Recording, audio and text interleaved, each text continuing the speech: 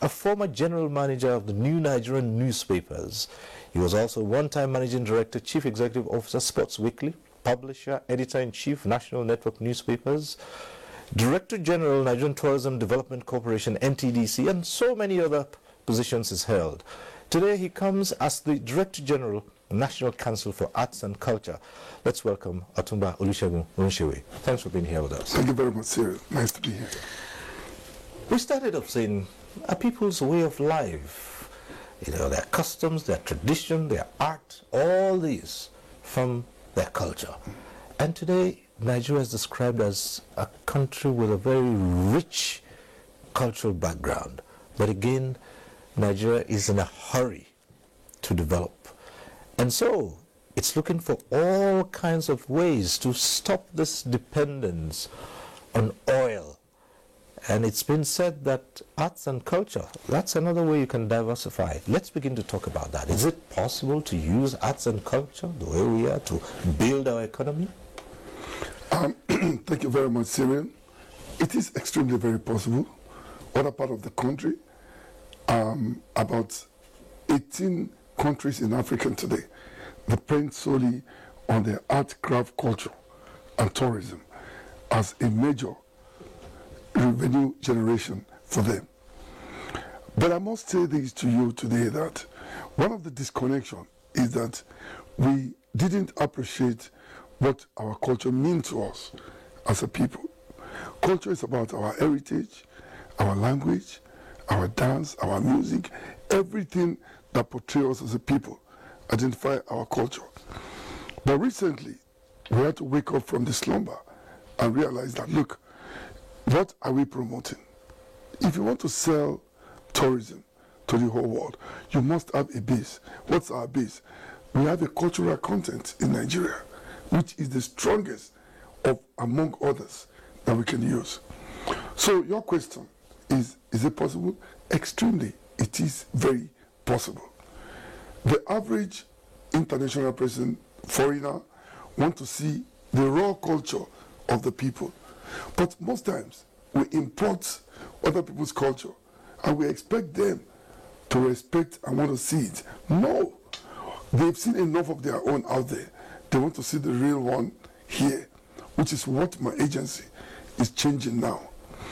If you hear there's a festival, a carnival, and they want to do it like they do it in Brazil, in Trinidad and Tobago, in Canada, they are tired of seeing those ones. They want to see the Gbagi man. They want to see the Jarawa dancers. They want to see the local Banta dancers.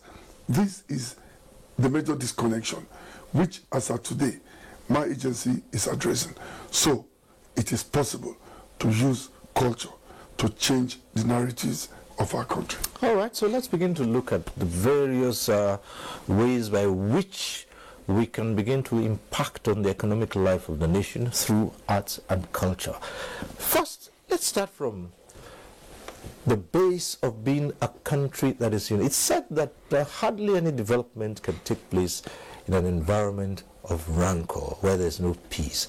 Today, Nigeria is grappling with so many security challenges, and it's been said, in fact, some people have mentioned that the people are even divided at this point in time. There's talk about unity, and there's so much to be desired.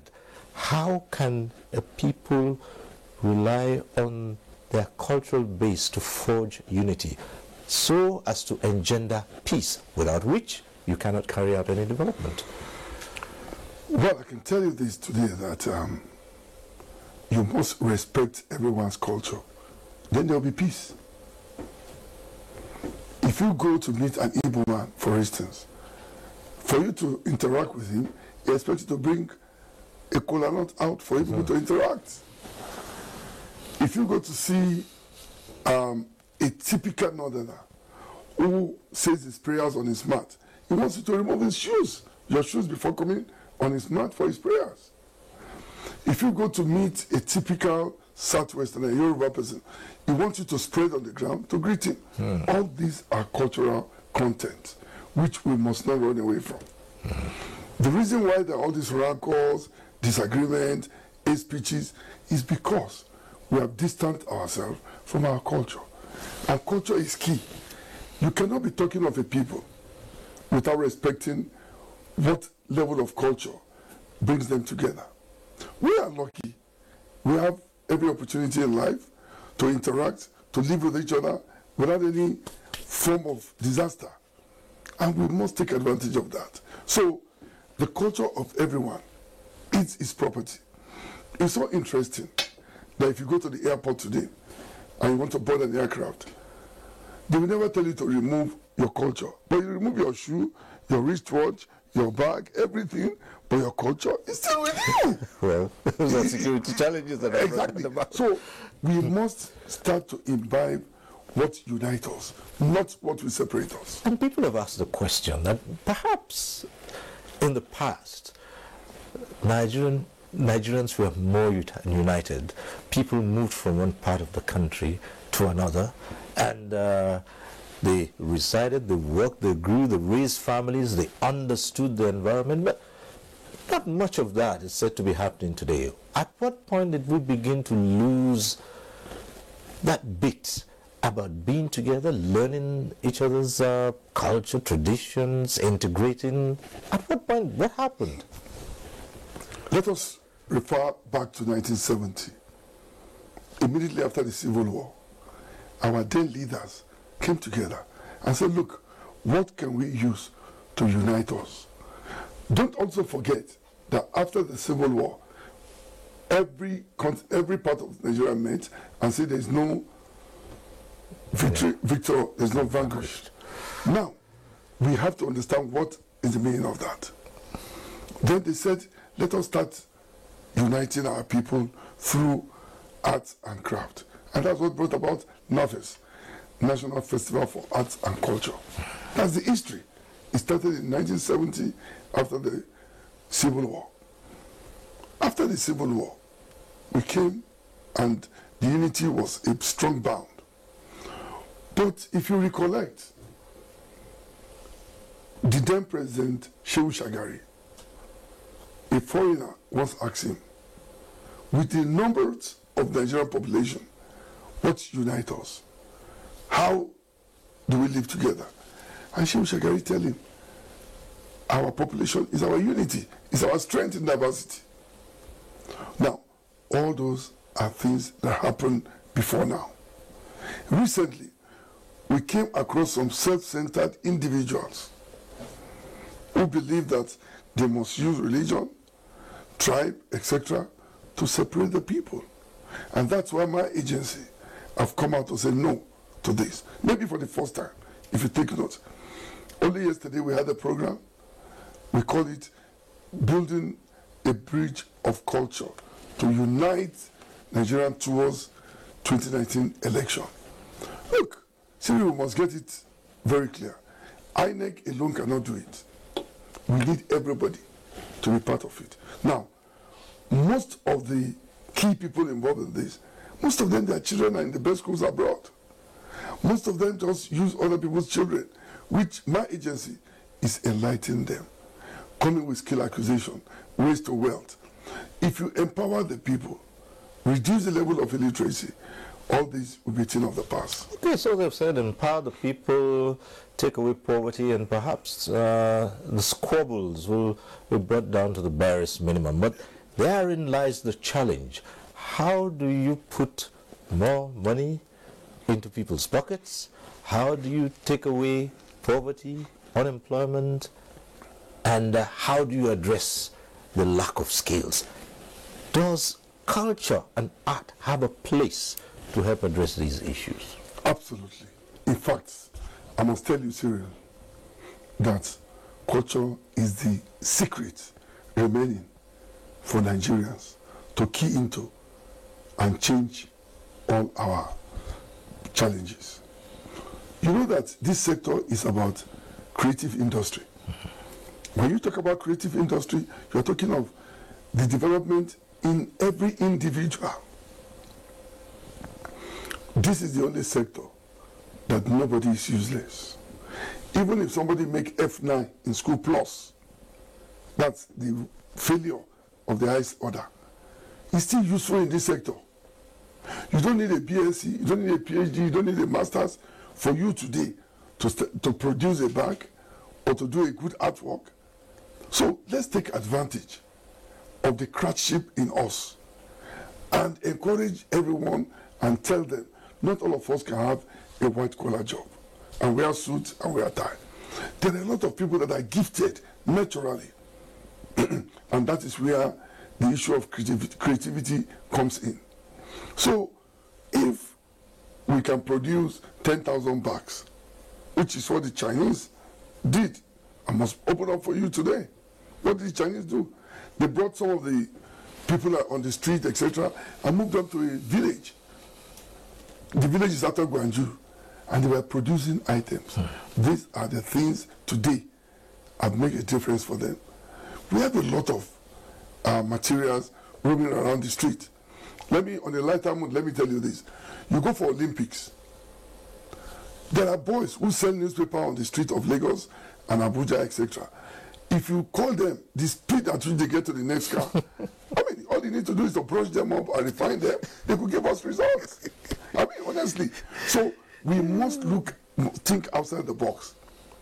We must use wisdom to bring what will change the people of this country. You see, in this sector, you don't need 10 million for a capital base. Some people, all they need is 100,000, the capital base.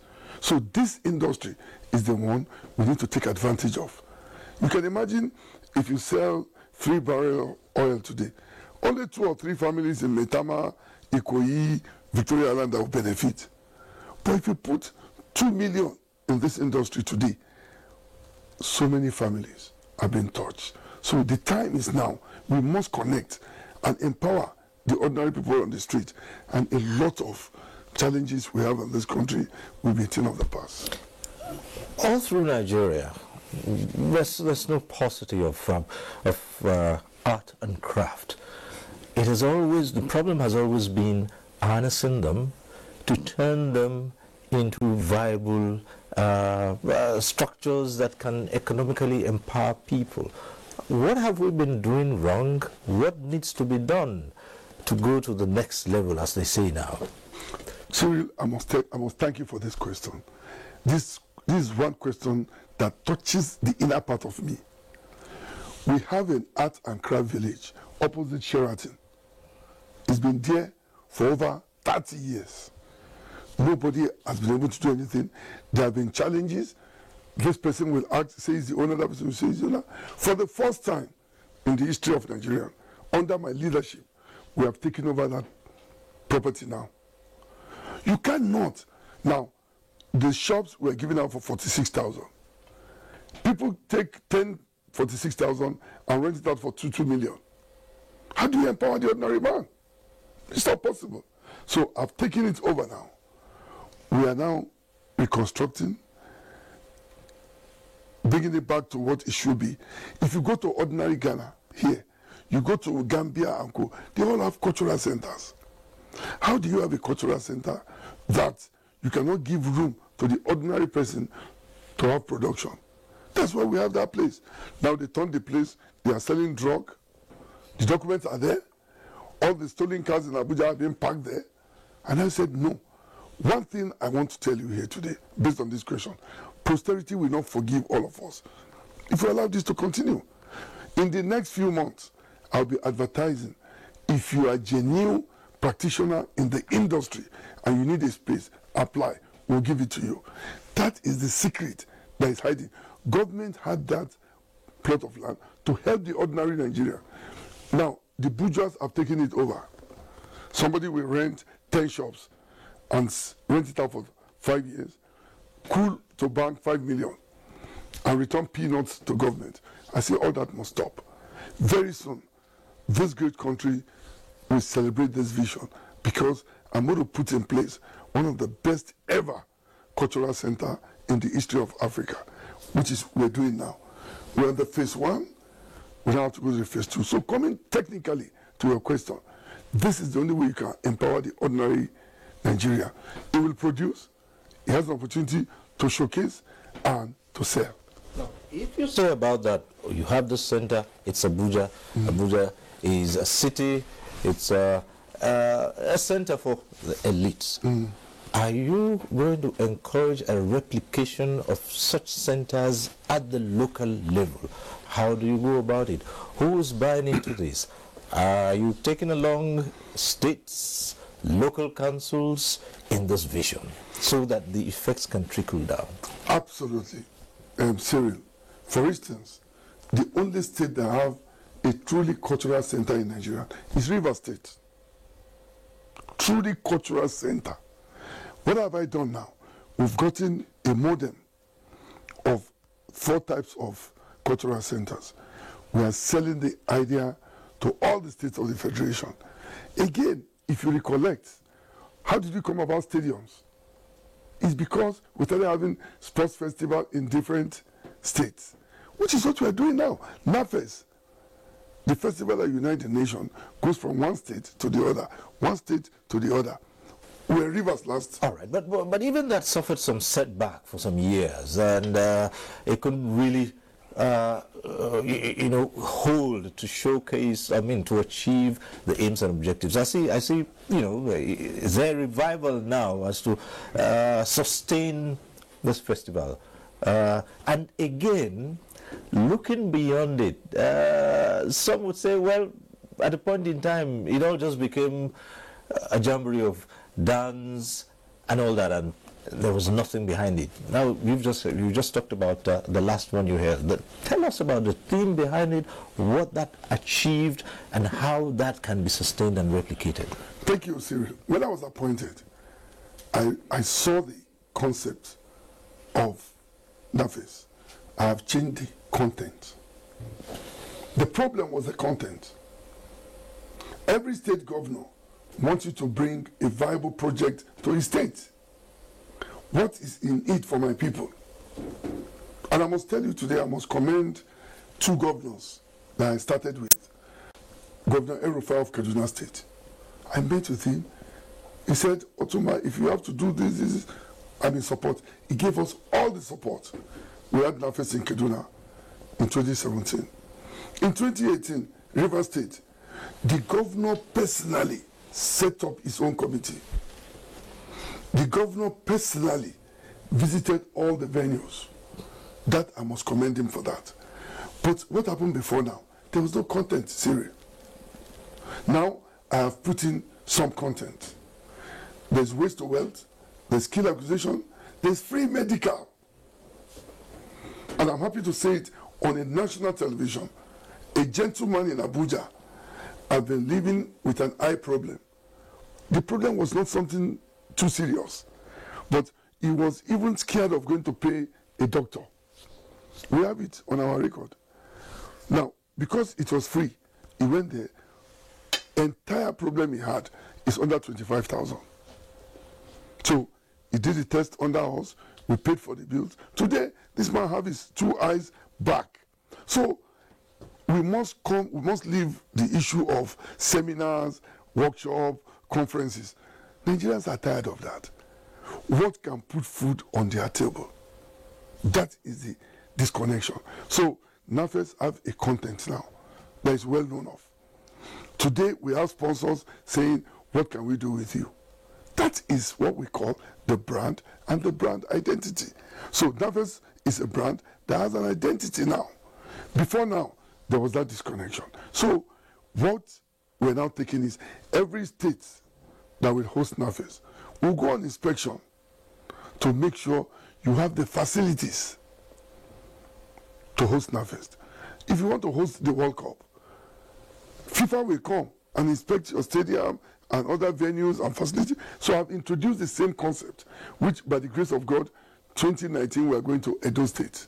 So it's about putting up a content, a time lag on what you want to achieve. And I tell you, the story of NAFES have changed. All right, from what arises from these festivals, now you say there's now content in it. You talked about waste to wealth. Skill acquisition. Skills acquisition. Free medical. That's key here. The skills acquisition. Yes, a festival may take place over the period of 1 week at most. You have a skills acquisition content. That is seen as a very short period within which to make an impact. Are there any plans of an extended program which may well fall under NAFEST, but not necessarily when the ceremonials take place? Thank you so very much. Look, why do we have offices across the country? This is the reason. NAFEST or any other of these events are like an expo, where you expose what you have and then do a follow-up. What is missing again in Nigeria is we go for a festival or for an event and every business ends there. Go to anywhere in the world. The first time you enter an event, they take your contact. Immediately you finish the event, the next thing you see is information pack about what you have seen. These are the new things I'm bringing into art and craft. So culture is no more the local government-based activity. No, it's a world base. That is why NAFEST has taken a new shape. INAC, before I was appointed, it was called AFAC, African Art and Craft Expo. I, under my leadership, became International Art and Craft Expo. Now, why did we do this? It was very simple. Why should Nigeria, having over 132 embassies in Nigeria, be having such event with only African content? I said no. We went international, and our last outing, we had over 27 countries in attendance for the first outing, meaning the other embassies will be watching. Are they serious? Can they do it? Can they impact on what we want? We, by the grace of God, we made a statement that Nigerians can do it. That spirit of we cannot do it is over. We must do it.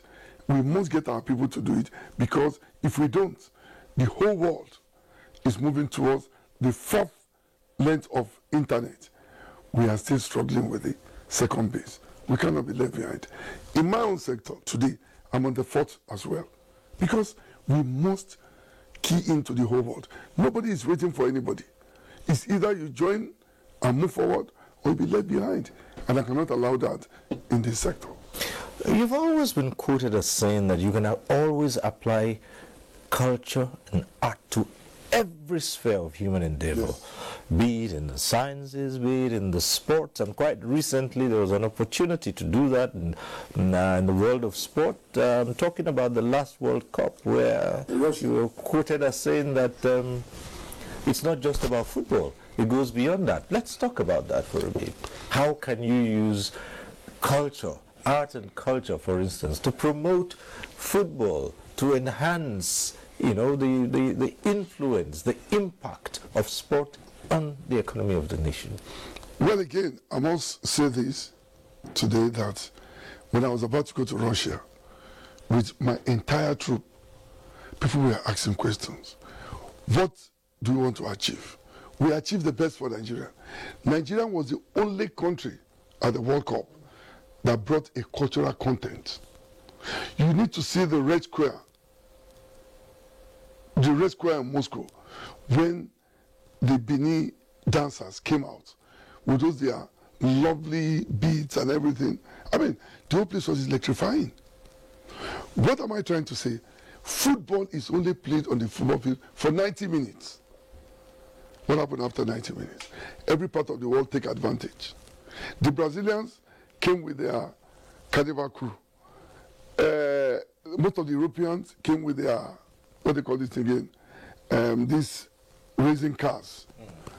They came with so many things, but Nigeria was unique. We came to celebrate our culture. You see, everything you do in life, culture is part of it. Until we realize and we understand that culture is the basis of every human endeavor. Without culture, you are not fit to be anybody or as a people. Now, in Russia, the ambassador to Nigeria was overwhelmed, was impressed. He said he can stand firm among his colleagues and say Nigerians have done it.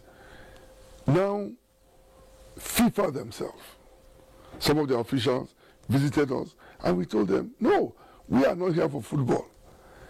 I have broken a record. Throughout my stay in Moscow, in Russia, I didn't watch any football match.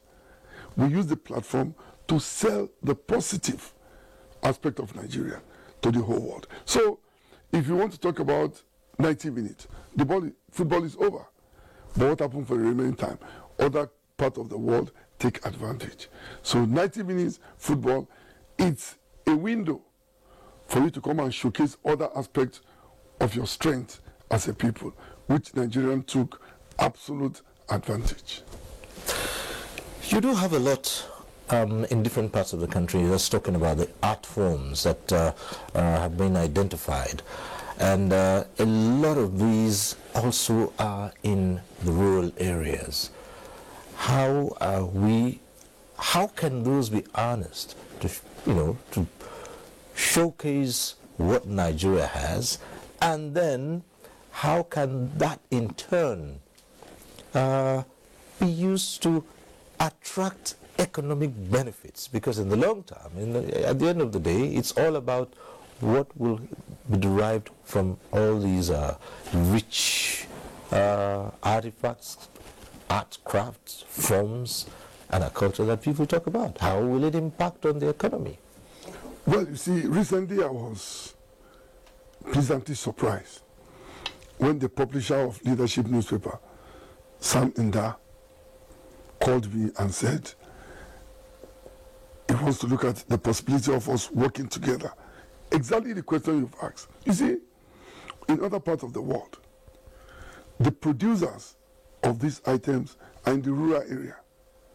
We need to have a base to promote them so they can market their product. That's our business.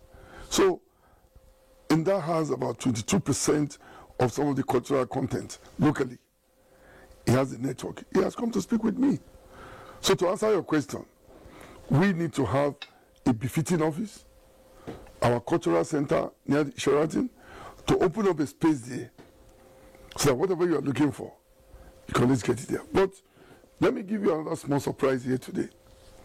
66% of Nigerian art products are being taken away by other African countries and go to sell in Europe because we have refused to understand our own strength as a people. Why do you have a duty-free shop at the airport? You want a white man who is going back to Europe to buy a pressing iron? You want a Chinese man who is going back to China to buy a telephone? I'm still confused. If you go to Ethiopia today, 77% of their shops sell local content. That is where we can generate more foreign earning into this country. Forget about all those economic English being spoken on television and everything. You need the ordinary person to generate some revenue in through local content. I will also tell you today, there's a company called Royal Ceramic. They're in, somewhere in Lokoja. 90% or 95% of their production raw material is locally based, Nigeria. So I am in love with that. Another person called Ox, is it Ox Food in Lagos, produce gari, beans and all. They are locally produced. So those people are giving jobs to non-Nigerians. They are creating jobs. If we can have such clusters around, the story will be different. What we're still doing is that we've not been able to empower those people to be seen and compete with their contemporary, which is what I did this year in November, the International Art and Craft Expo. The ordinary arts person, private sector driven person, I had an opportunity to speak with Hungary, spoke with Korea, spoke with China, this is the network. Once you allow that level playing ground, then you give them opportunity. Now, There's a woman called Leluke in Lagos. She produced bags with Adire, with Kampala. She has so many orders now because of that expo. So the secret is the people are localized. We need to bring them out, help them to sell their products, get more foreign earning into Nigeria, and then our currency will even stabilize. Many times people say why they're not very keen on locally produced goods. It's basically because of standards and we think, well, quality and things like that. Now, in promoting the culture, especially when you have programs like the Waste to Wealth you talked about, the arts and crafts empowerment programs, how do you encourage the improvement in standards of these products so that they can attract markets, and not just local markets, international markets? Because it's always seen, and I tell you, some people have the idea that anything that has to do with culture or is local is fetish. Well, I've been able to change that narrative. With due respect, we had a program and one masquerade appeared. And they said, I'm selling this masquerade to the international public during one of the Abuja Carnival. Yes. And the next thing I heard is the masquerade will require some form of blood to be spread around for it to. I said, no, please take that masquerade back. I don't need it. That is where the fetishness coming. That has stopped now. Okay. I personally get involved and see the content of what we are showcasing to the world. That person is no more speaking for his local government, he's speaking for the whole country. So it is important for we, some of the practitioners, to always check what is brought out to be sold out to people. I had an experience in South Africa. We went to the Lion Park and they said that there's a truck that will take us and we're safe with the lion. And I said to them, where I come from, our culture is you have to avoid the lion. And even the Igbos have it. The Igbos said, even if the lion is dead, don't go near it. He may choose to come back again. The story will be different. So, where am I coming to? A lot of times, we allow people to speak for us and sell the negative things out. That is no more. I stand my firm ground and I said, we're now registering all festivals across the country. Okay. There must be a window. So some of these, what you're saying is a second look at the content. There are certain things which must be changed in the content of some of these festivals so that they all don't seem as if they have to do mainly with a religious, a local religion or divination or such things that will put off others. You're looking at that content, and yet it doesn't change anything about the way the people are. Thank you for that question. I must tell you today, there is a festival in Kogi State where young girls will come out. There was an old stuff where they will come out, young girls, where they find husbands or so. When they come out, all their body is open. Yeah. Now, that is not truly our culture. And I said to them, please, you can still have your festival, but let decency take place. Okay. Today, the story have changed. They respected my view, and they've taken it, and now they have a very powerful cultural event going on there. All we need to do is to guide and help every part of the country. Now let's talk about collaborative efforts here and cutting across sectors, not necessarily with states, local governments, but with other bodies that may have to do with culture, art, tourism. You used to be at the NTDC, the Tourism Development Corporation, and you have such bodies. How do you relate with them? And incidentally, too, you were also at one point in time at the National Theatre as well. So, how are you getting on with these bodies today? You see, let me help to clear a very strong point. Tourism has two major jobs: to promote and market when the content has been developed. Right. Simple. Now, 80% of what makes this sector is private sector driven. Right. Private sector.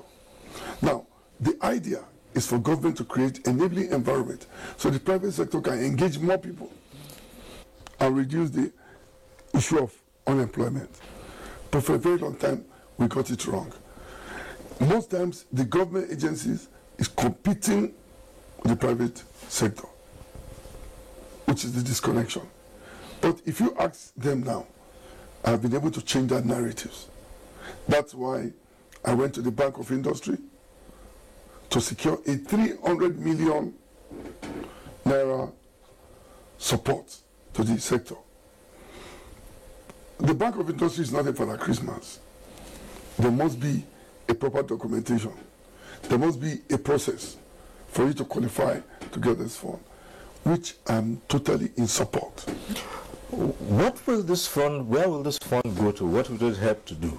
Fine. The fund will remain with Bank of Industry. Right. Ours is to recommend some of the credible practitioners that can pay back. All right. Now, before now, a lot of them collect this money and didn't take it seriously. You know, you have Bank of Industry, you have Bank of Agric, you have Bank of... Believe me, this sector needs its own financial base. Right. And it will make a difference. So